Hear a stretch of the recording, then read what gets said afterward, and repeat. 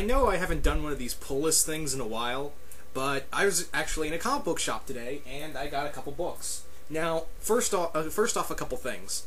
Firstly, all 4 of these books are Flashpoint tie-ins. They're all the one-shot Flashpoint tie-ins, and I know they're late. I mean, it's been maybe a couple weeks since these books been out, but I wanted to get them. Now, you're probably wondering, why didn't I get the other Flashpoint tie-ins, like Batman Dark Knight of Vengeance and all the others, the Abin Sur ones? Well, I'm waiting to get those in trade so I can have the whole story. Also, the other thing is that I also used the other half of my money to buy a book from a Batman book called Batman Gothic that apparently people have told me that this is Grant Morrison's first crack at Batman. I don't know if that's true or not, but apparently this is. But as far as I know, people have told me that Batman Gothic is like the first time Grant Morrison wrote Batman. So that's I wanted to get that book, and it was cheap. But yeah, I also wanted to get this. Nothing from Marvel interested me. Go figure. And I'm also waiting because I looked at all the other DC books there, and I'm gonna wait for the relaunch to happen because this is all because a lot of other DC fans are like, what's the point in reading DC? It's gonna get relaunched in like a month or so, 2 months or so. So yeah. Now on to the review. I'm gonna start off with the Flashpoint Grodd of War. Okay. When did someone decide I'm going to... This guy, Sean Ryan... first off, let me say, I like that cover. I like that cover, and I do like Grodd. I really dig Grodd as a villain. And I was kind of hyped because I really also like the title, Grodd of War. You know? But this book was just not that great. I mean, all it was shock value, gore, and basically being me Grodd, me badass. I know that's not how Grodd talks, but that's basically what he was reduced to. Now, there is a lot of gore in here, and Grodd does something to a group of kids that I was like, whoa, how did they get away with this? And also, you know, they also have another DC character in here, Kongorilla in here. He's in here. Grodd does a Mortal Kombat fatality on him. He also does a fatality to Malavar, who's also in here. I can't remember if he's supposed to be someone else, but yeah. And it's basically Grodd. What this story is basically about is more or less Grodd trying to find a worthy opponent to fight, but no one wants to fight him, or anyone's not really a challenge. And you know what? I'm gonna go ahead and spoil the ending of this book because it felt like it shouldn't have been a one-shot. This thing felt way too short to be a freaking one-shot. Grodd at the end of the book decides he wants to. He's already taken over Africa, but now he wants to take on Europe for the sole fact of taking on Aquaman and Wonder Woman. Okay, that could have been cool, but you couldn't have. It felt like this book should have was a first issue of an incomplete 3-issue miniseries. Like, did they just want to make a one shot instead of like a 4-issue? Or is Grodd going to be Is Grodd going to appear in the Emperor Aquaman or the Wonder Woman and the Furies books, or is he going to appear in Flashpoint? I don't know. They just kind of leave off with Grodd going, "I want to fight Aquaman and Wonder Woman in Europe." You see, this is why I said this shouldn't have been a one-shot. This should have been. This felt more like the first issue of a 3-issue miniseries. However, I will give it this. Story aside, the artwork is really good. I enjoy the artwork. The artist's name is Ig Gara and Rue Joes. I know I'm probably saying that name wrong. And Stefani Renee on colorist. But the artwork's good. The writing from Sean Ryan is just nothing but shock value. I mean, it's just supposed to be a gore fest. I really wish Grodd had a... I mean, I don't feel any sympathy for Grodd in here, and, you know, as much as I like Grodd, I just couldn't like this. Okay, so moving on to Green Arrow Industries. First off, let me say, I love this cover. I really dig Green Arrow Industries cover. Having said that, the issue was okay. First thing I want to say is that, why did I feel like when I read this, I finished reading this book, it's like, why did I read something from Marvel? I say this because this felt too much like this should have been a Marvel book. Why? Because we have Oliver Queen basically being Tony Stark, only darker.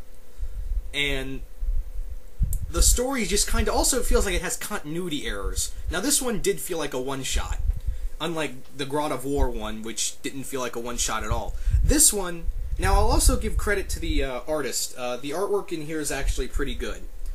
But, you know, Oliver comes off like Tony Stark, only like a whiner. He's a total whiner, and he even sucks at being an archer, which is the kind of like the core thing for Green Arrow, but since this is Flashpoint, I'll give it a pass. But the opponent in here, I mean, I'll say right now that the opponent, the person that he has to fight in here is a bit of a shocker, but at the other hand, I kind of saw that coming, way to spoil it. But,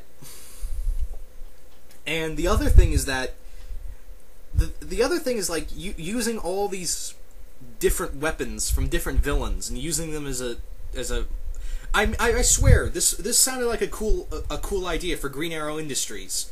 I mean, the idea behind it was really cool, but the execution was just not that great. I mean, I like the idea of Oliver Queen selling supervillain weapons, mass producing them and giving to the military is a cool idea. But it just felt like it was basically Oliver Queen was basically Tony Stark on crack. Let's put it like that. But yeah, and Oliver sucks at fighting in here. I mean, he more or less, without those gadgets, he would have been dead. I really wish if it didn't feel much like a fight, it felt more like a survival against this opponent who, like, halfway I should have predicted this was going to happen. And Vixen is mentioned in here, I'll say that right now. No Black Canary, by the way. No Black Canary. Which is kind of weird, because I was actually... But then again, Flashpoint, so again, give it a pass. So, also, Roy is in here. Roy dies. They just say... 1 minute he's talking, next page, he's dead. I don't get it. It's some kind of continuity error. And then they have another continuity error towards the end of the book. Of just basically, they kill the Oliver's opponent, and then it just skips over them cleaning up the body. I don't get it, but... Now we're going to move on to the Canterbury Cricket.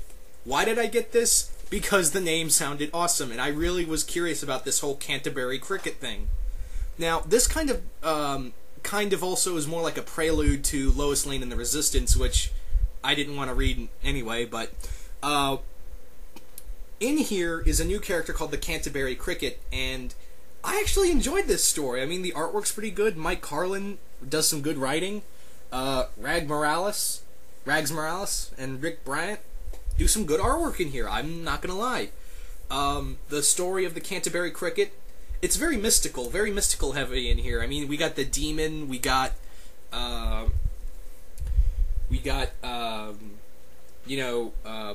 Miss Hyde and Godiva and all these other lesser-known supernatural characters, and more or less like mercenaries for the Resistance. And the Canterbury Cricket, I thought was just going to be a stupid, funny book that I wasn't going to even like, but in here, he's actually kind of... The Canterbury Cricket is just kind of awesome. And, you know, as my friend the Blue Goblin always says, this is just my opinion. So I rate them by my opinion. I rate these books by my opinion, so, yeah. But yeah, this book was just really fun. I mean, I enjoyed the origin of the Canterbury Cricket. It just felt very 60s. It felt like a good 60s origin story. It also had a cool supernatural twist to it. And it also had Firefly in here. Jaime Reyes as Blue Beetle was in here. He was in here. Queen Bee. All these bug-type characters were in here. Were in this book, fighting alongside the Canterbury Cricket, and they die very terribly at the hands of the Amazons. But yeah, this kind of also... I felt more like this is more or less, like I said, a prelude to Lois Lane and the Resistance, because it's like, find out what happens next at the end... what happens next in Lois Lane and the Resistance #1. I'm like, yeah, I'm not getting it now. However, my friend Mount Vernon Kid told me who's the leader of the Resistance. It's not Lois Lane. I'm not gonna spoil it, but I'll give you guys a hint. He was from the Wildstorm universe, and now he's part of this Flashpoint universe. I'll leave you guys with that. But yeah, I know a lot of people didn't care much for this book, but I actually enjoyed it. It was just really fun and really well written. It almost sounded like Elmer Fudd there. Once again, this is just my opinion on these books, and you know, this is just not even. This was actually my second favorite to read after the other two. But the next book, my last book, was actually my favorite out of all, and that's Flashpoint: The Reverse Flash. Now, first off, I'd like to add that, could someone explain to me, is this supposed to be, because people told me this was supposed to be a one-shot, and the first issue of 3 is more or less a glitch. It was like an error on the book. It was meant to be a one-shot. First off, I also love that cover. Probably, I really just love that cover. Now, like I said, is this supposed to be a one-shot or a start of a miniseries? Because it felt more like a one-shot. I mean, it felt more like a miniseries, I mean. But people say it's a one-shot, and that's just an error on the book of the first issue of 3.